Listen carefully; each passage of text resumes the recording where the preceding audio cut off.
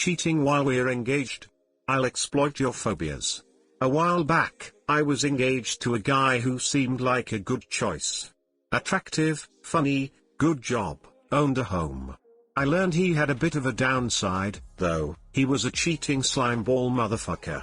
Not just a one-time one-night stand with after too much to drink, which I would have still been angry about but could have probably gotten over, but repeatedly with more than one woman.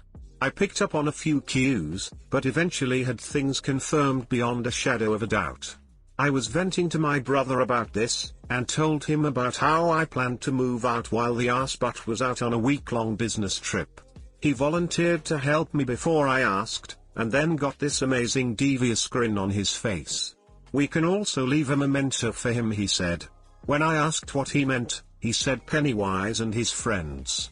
You see, the Dick Dipper was scared of clowns. Not just a little uncomfortable, but ducking terrified of them.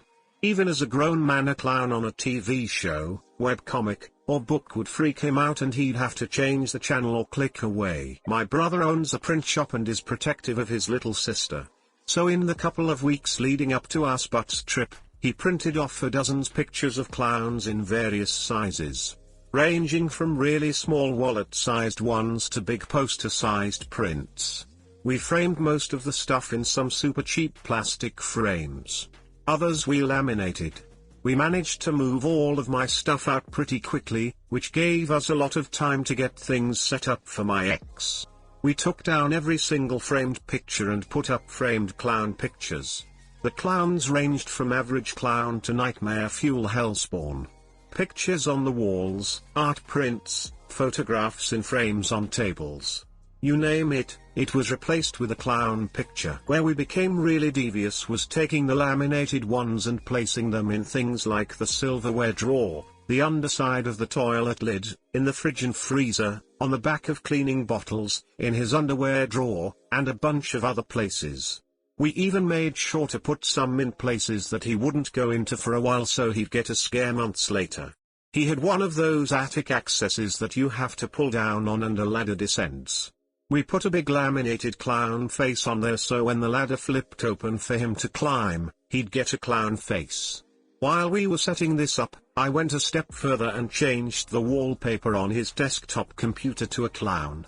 I also took about 10 of his favorite movies that he had on DVD and replaced them with burnt DVDs that had clown footage.